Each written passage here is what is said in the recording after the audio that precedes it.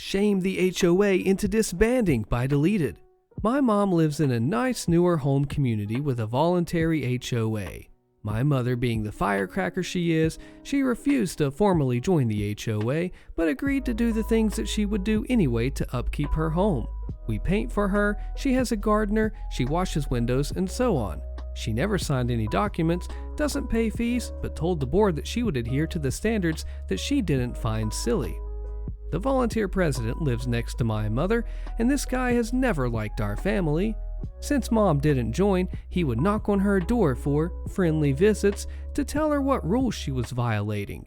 It was all very silly, and we continued to ignore him. His biggest pet peeve was her trash cans. Apparently, they stayed out too long after trash pickup, and he said it was an eyesore for the rest of the neighborhood. Now I have to explain a few things about mom. My mom is a double amputee, has a dysfunctional side from a stroke, is wheelchair bound, and is still about 95% independent. There are a few things that she can't do, and bringing in the trash cans in and out of the side gate is one of them. For that chore, my sister or I come over the night before trash day and put them out, and the following evening to put them back in. He whined and complained, wrote letters, and called the city about her trash cans. This guy knew my mom was in a wheelchair, but he kept harassing her. It was after a winter storm that the trash can blew over and sprayed the neighborhood with trash overnight. It wasn't just her can, by the way, it was several. My sister and I walked the neighborhood, and we picked up the trash as soon as we could. Well, the president lost his mind, and this time he went too far. He gathered up the other members of the board next trash day and stormed up to her house. He yelled at her through the screen door while the other sycophants nodded their heads. I happened to be there, and I was preparing to grab a broom and go after them. But to my mother's credit, she didn't yell back. She simply opened the door and rolled her wheelchair down the drive. And then my tiny mother struggled to pull the trash can back up the driveway with her one good arm. It was actually pretty sad. Mom hammed it up.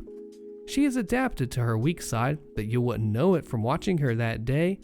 By the time she got the can halfway up the drive, the angry mob was glaring daggers at the president. I would find out later that he never told them that she was disabled. He also painted her as lazy, and most of the meetings were the president complaining about my mom and telling lies about what a nightmare it was living next to her. After a round of muttered apologies, they scattered like roaches in the light. Once they left, I moved the trash cans in and we had a good laugh.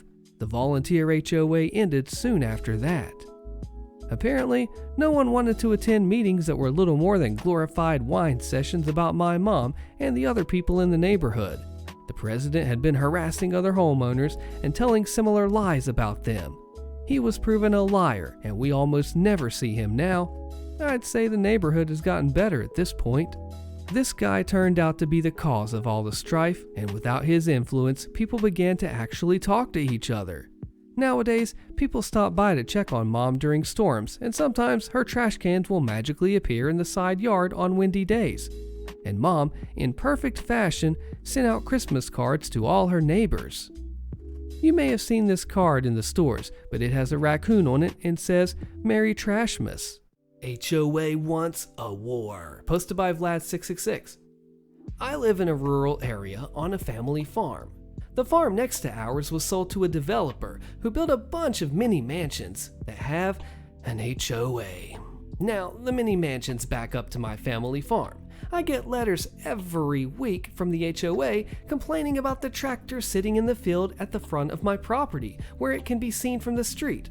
We're working that field, and the tractor is necessary. I've had them complain about my barns, outbuildings, the sound of the large tractor when I'm seeding, and once have my grandfather saw some people that he didn't recognize checking out the barn. He went out with his double-barrel 12-gauge to see what they were up to. Guess what? They were HOA inspectors who declared their right to inspect the building to make sure it met HOA rules. My grandfather is not politically correct, and I was pleased that he restrained himself from using 00 buckshot to register his opinion of trespassers. And yes, our property is fenced and posted. I was informed by the HOA that they were going to fine me $1,000 a day until the offending striations and machinery were removed. I informed them that I and my property are not part of the HOA, and if their inspectors set foot on my property again, I would have them arrested or let my grandfather loose with his double barrel. They went nuts and called the county sheriff's office. Having lived here for generations, I knew the sheriff. He came out and he asked me what was going on. I told him. He also visited the HOA and heard their demands that he take immediate action to protect their inspectors. They were less than happy when he informed them that since my property is posted and fenced, I was well within my rights to not allow them on my land. Also, because of our livestock, a 12 gauge is not unreasonable because of predators. He also informed them that, as I am not a member of the HOA, I have no requirement to allow them on my land, and if he gets another call, he will arrest the inspectors for criminal trespass.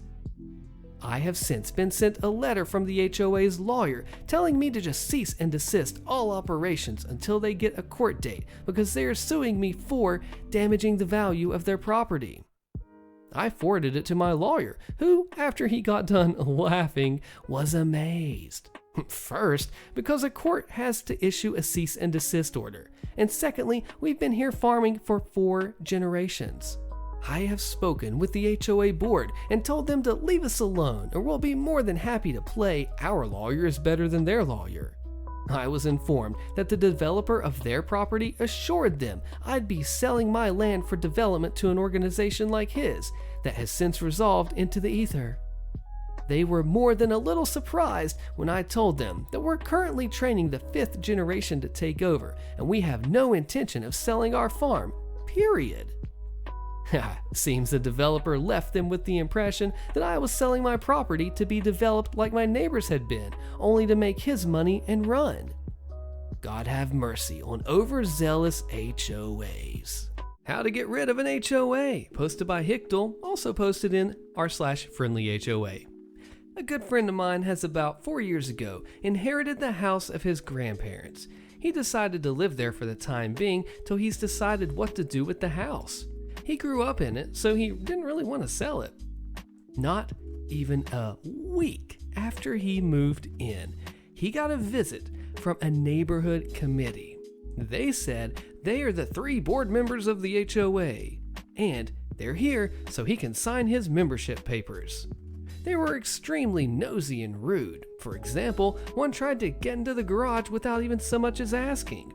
When he stopped him and asked where he wanted to go, he had the audacity to say, "I need to check your garage. If everything there is in order, I have a right to do this bi-weekly, and denying me access is an offense that will cost a fine." He then had enough of their audacity and kicked him out of the house. While doing so, one of the board members shoved some papers into his face and told him that he needed to sign this right now. He would live there a week already, and the papers had to be signed before moving in. Once they were gone, he took a look at the papers. They were fluffing ridiculous and gave the HOA rights that were simply unfluffing real. They had, for example, a right to visit your home bi-weekly and check things like that you don't use the garage for, like storage. Don't have gasoline on containers in your garage, and the same goes for gas. You had to mow your lawn every week. Snow had to be shoveled every 2 hours when it snowed, starting at 5:00 in the morning. You could not park more than 1 car on your grounds except inside the garage, and a ton of other bull snot. A few days later, they came back and asked him why he didn't sign the papers yet. They also wanted to check the garage again. This time, he would not even let them in and told them he would never become a member of their stupid club. To them, that meant war. Within a week, they had sent him some fines north of $1,000. Some of them were for denying them access to his home, each worth $250. My friend simply did not take them serious and used their stupid letters to help fire his grill. Then came the day where they went extremely too far. He came back, and one of the board members had broken into his garage, stood in it, and was writing things down on his notepad. But that was not even the worst part. He had 2 wonderful oak trees in the front of his house. They had been planted by his great-grandparents when they were newlyweds and moved into the house. The HOA was in the process of taking them down. They had called a professional crew for this. One was already so damaged, basically all twigs were already down, it was just a stump that was left, and the other one they had just started with. He freaking lost it. He told the tree crew to stop the heck right now, explained to them that he was the owner and what they did was highly illegal. They had no idea, since the board member claimed that the trees were in violation of the rules, since supposedly too many leaves went to the neighbor's garden. He had told them that there was no legal reason to put them down, but the board member claimed that I'd given my okay because the trees were in violation of the rules of the HOA. He looked it up later. They actually had a bylaw that if a garden produces more than one 40-liter sack of leaves within 2 weeks, the garden owner needs to take down the offending trees within 2 weeks. He told them he would overlook them trespassing if they would be witnesses in court for him. Then he called the cops on the board members for trespassing, breaking and entering, and they actually had used a bolt cutter to get into the garage. He had always had it closed with a big freaking bike lock after they tried to get in twice before. The trial must have been glorious. Not only did they have to repay him for the lock in the tree, which was worth a crap ton of money, north of $50,000 if I remember right, plus damages for the second tree. He had a professional tree person look after it, so all the damage healed properly, which alone cost nearly $1,000. But these idiots actually thought the trial would have been unfair, and they tried to fight it, which probably cost them an additional $10,000 to $15,000 in lawyers and court costs. All in all, the trial must have cost them over $120,000. Then he went to civil court and sued them for emotional damage. He told them how much these trees meant to him, since his great-grandparents had planted them with seeds from the home country, and he really laid it out on as thick as he could. Plus, he felt threatened by the HOA and can hardly sleep because he always fears that they're going to try to get into his house. The court actually bought it, and they gave him $500,000 plus the cost for a state-of-the-art alarm system so he can feel safe again in his own home. So, put all together, he cost the HOA nearly $750,000. They had to file for bankruptcy and get a person to check the books so my friend would get his money. The best is for last. The mediator found out that these 3 pricks had been defrauding the HOA for well over 10 years and were giving out as many fines as they possibly could so they could use it to bolster their income. All 3 had to sell their houses so they could pay out my friend. And now he is, for most people, one of the favorite people living there, and he constantly gets invited over for grilling and whatnot. You see, most people never wanted the HOA in the first place, but the board member practically forced them to sign the contract, claiming it would not be optional, and if they did not sign before moving, it would be a $500 fine. Only 6 of the over 50 members actually wanted this HOA, and people think they did get part of the action as reward for spying out on their neighbors to find violations. HOA unfairly fines my aunt for not shoveling her sidewalk, posted by Stalin Plus Love, posted in FHOA. Fun fact, the F stands for friendly, not really. Since it's winter in the northern hemisphere and we're getting our fair share of snow, I have a story for my aunt. My aunt lives in a gated community in the Pacific Northwest. She's at a higher altitude, so she gets a bit of snow. She's a nice lady, very active, and always helps other people. Her HOA is a drinking club, as she describes them, have a whole bunch of rules, some totally ridiculous, heavily enforced, and always changing. Usually, when rules are changed, they get posted on some online community bulletin board from the days of dial-up. Also, they like to fine and shame people. My aunt never attended meetings because she has, and I quote, no time for drinking and cigarettes. As per usual with a lot of bylaws, you have to clear the sidewalk in front of your house of snow and ice. My aunt, being the woman that she is, and living in a 55+ community, she always shovels her walk, and then she salts it for ice. A couple of years ago, there was a heavier than usual snowfall, maybe over 20 inches in the higher elevations, with some warm days and then freezing temperatures for a few days after. So, first snowfall, she gets up early and shovels her sidewalk and her walk and sprinkles down some salt. It snows a few inches more, so in the later afternoon, she shovels the walk again and decides to salt again. She literally said she tossed a few handfuls of salt, and the neighbor across the street comes running out, demanding that she stop salting, and it's a violation of HOA rule whatever crap. It seems that a no salt rule was added to their book of great HOA rules. The reasoning is that the salt crystals are unsightly and posted on the unusable bulletin board from 1999. Which at this point, the online bulletin board had been replaced by an under-maintenance error page for the past few months. So there was no way the drunken HOA rule changes could be relayed to the commoners. Well, my aunt apologizes, gets a warning for the first time that she salted, and a second for the handful of salt that she applied in the second salting, and then gets another warning for not properly clearing the sidewalk. Well, my aunt left maybe a strip of about 2 or 3 inches for about 2 feet on the edge of her sidewalk, which wasn't properly cleared of snow. Not a big deal. She made an excellent effort, but the HOA neighbor didn't think so. Next violation would be a fine. Also, she had to clean up all the rock salt with a broom. My aunt ended up getting the new HOA rules in writing from the HOA neighbor, which she read over and realized they only stated salt in the sidewalk snow shoveling rule, but nothing that blew salt free ice melt. Also, it was stated that the sidewalk should stay free of ice at all times. Also, she read a bit deeper to learn that street and sidewalk cleaning is covered by the HOA twice a year or as needed. Instead of risking HOA wrath of fines and some public shaming because now it's near impossible to prevent the sidewalk from freezing up, she decides she will challenge the vodka-induced reasoning of the HOA and will use the blue non-salt ice melt to keep her sidewalk ice-free.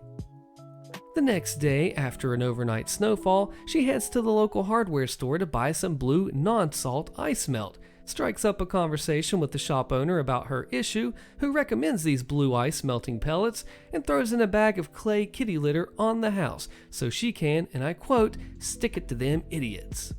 Now that afternoon, the temperature rises just above freezing, and there is a heavy wet snowfall of a few inches which hits the ground wet, melts, and refreezes when the temperatures go below freezing at nighttime. So instead of risking having a skating rink for a sidewalk, she clears the wet snow and then dumps a bunch of these blue ice melting pellets and a whole bunch of kitty litter. Overnight, it freezes. Next day, she has the most ice-free sidewalk in all of the neighborhood, and it's covered in ice melt pellets. Well, it rains that day. Her use of kitty litter and blue ice melt pellets don't go unnoticed by HOA neighbor. That afternoon, she is fined by the HOA officer in charge of fines for breaking rule #vodka or pound vodka, depends on what generation you're from, section stale cigarette smoke. She sees nothing wrong. The road is salted and sanded and it looks like a mess, so her sidewalk doesn't look too bad, all blue and gray speckled and ice-free. Then she gets a notice to clean up the salt, which she ignores because it's not salt she is using to de-ice her sidewalk, but blue salt-free ice melt pellets and clay kitty litter. Then that day it rained and then froze and continued to rain, and then snow caused everything to be covered in ice and snow the next morning. It was a disaster. My aunt cleared the snow from her sidewalk and applied more blue pellets and kitty litter, which wasn't a task because luckily she had already applied so much that there was already no ice on her sidewalk or snow. Everyone else in the neighborhood had to chip the underlayer of ice after they risked a horrific fall while clearing the top layer of snow. She was then fined again, while neighbors had to actually walk in the messy street in some parts because sidewalks in some spots were unwalkable. Warnings and fines were given to other unsuspecting neighbors who couldn't attend the HOA booze meetings and had mistakenly used salt or had not chipped and cleared all the sidewalk ice in an acceptable amount of time. The next few days were blue skies and below freezing with ice everywhere. Sidewalks had been chipped, but they iced up over time with a thin layer of slick ice called black ice. People were falling, and my aunt now had a couple of rogue neighbors using all types of non-salt ice melt. One guy made up a solution of brine and molasses, which he sprayed on and got great results. Others used sand, brine, non-salt ice melters, and even 15 gallons of wine, which turned into vinegar, was applied. The HOA's alcohol consumption probably increased as the officer fell on a patch of black ice out in front of his home, breaking his elbow while returning from delivering fines, warnings, and general nastiness. Eventually, the weather returned to above freezing levels and rain which washed away all the various ice-melting substances. The rogue neighbors gathered at my aunt's house, enjoying the tea and snacks. Among them was the man who used brine and molasses, who happened to have a license to practice law and was retired with nothing else better to do than to, and I quote, ruin the drunk, useless HOA at the next meeting, end quote. He then invited himself to the next meeting with a file folder of all the fines and warnings, with a statement of dispute for each one. Also brought his tablet to prove the online bulletin board wasn't working, which helped the case that the HOA was not providing proper means of communication to the residents, which meant that the residents could sign a petition to fire the standing HOA members and appoint an interim HOA until the election. My aunt was appointed treasurer, found the previous regime spent HOA funds at the liquor store. The retired lawyer president then went after the previous HOA for funds spent on booze, and they lived happily ever after. Sued my HOA. My lawyers destroyed HOA Karen in court. Click the video on your screen so you find out how, and I'll see you there.